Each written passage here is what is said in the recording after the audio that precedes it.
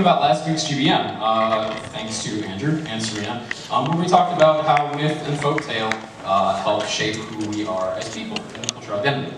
And I think art does that in a lot of the same way, and that's actually a lot of the reason that I have the double major that I have in art history and political science. So tonight, to tie in with the theme of fine art in Asia, and to kind of do something that I hope would be a good final variety show bit, I wanted to talk to you guys about a piece that had a major effect on, you can keep them over there, Annie, for now.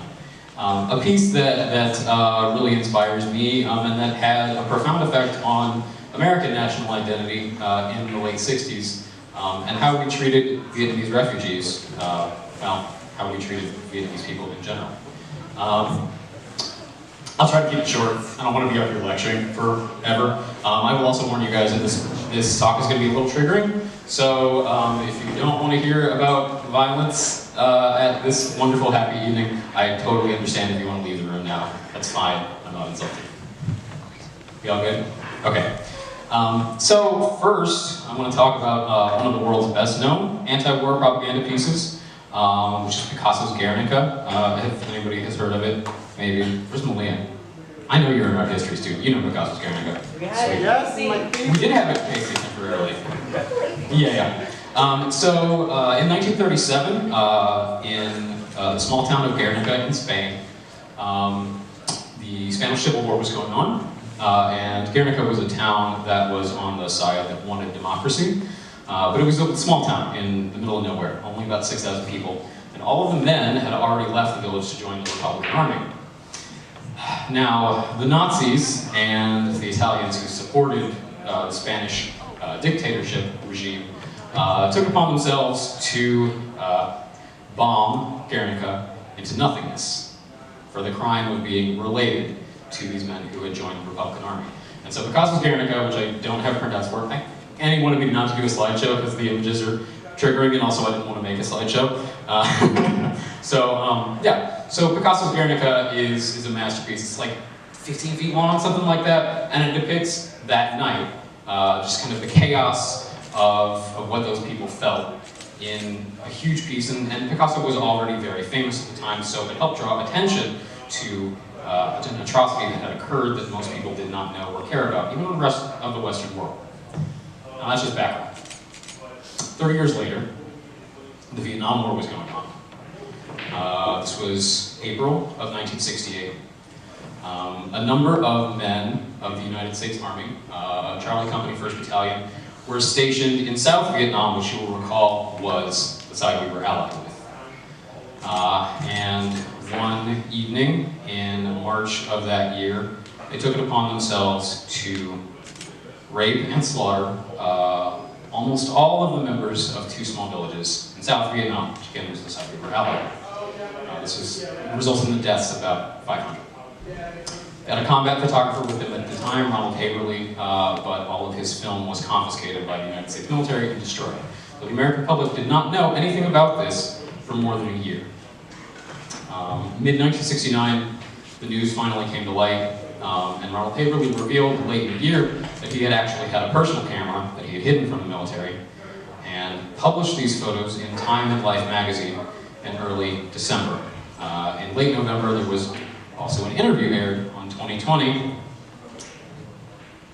with one of the privates who participated in the slaughter. And hang on.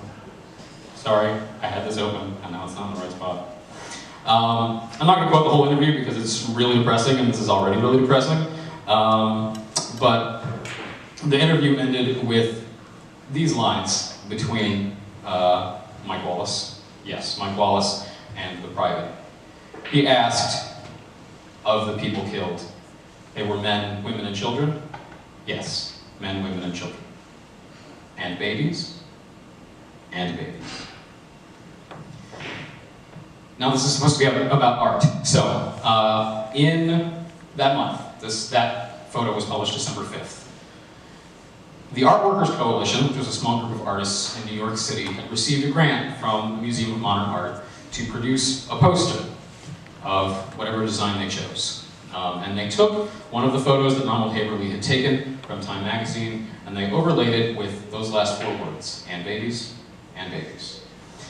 And they made this the mock-up of their poster. And when they took it to the Museum of Modern Art for final confirmation of their proof to get their grant to print the 100,000 copies, the MoMA revoked the grant immediately.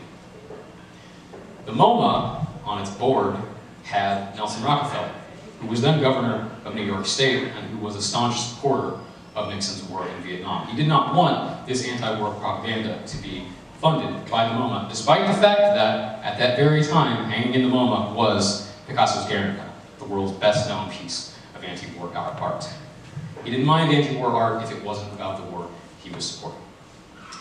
So the United Workers Coalition, in defiance, crowdfunded their own printing of the 100,000 posters. And on December 26, 1969, the day after Christmas, when everyone was returning to work with warmth in their hearts, they were confronted everywhere in New York City, in every subway station, on every street corner, with the truth of the Vietnam War. I'm shaking because it is not pretty. We do have some printouts if you guys are interested in what the posters look like. You're also welcome to Google it, obviously. But it's not pleasant.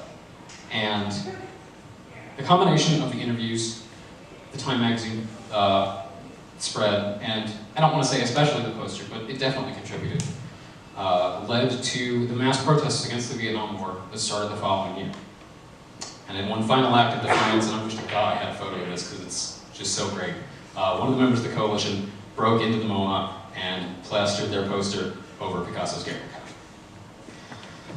Now, why am I talking about this? Why is this incredibly depressing topic what I'm bringing up today? It's because every morning when I wake up, and I don't know if you guys do the same thing, but I would imagine you do something similar, at least some days. When you wake up and you see the news, and it says that, God, who knows, let's see, children have been separated from their parents to the point that they no longer recognize them and no longer want to be with them. Or when you see news that says refugees have been penned under a bridge overpass somewhere in Texas by the hundreds, or you see news that members of the Department of Homeland Security have been pushed out and replaced with white nationalist loyalists to the regime. When you see that news, you ask yourself, what can I do? What can change the state of America? Why would we allow such a thing? This is my answer. Make good art.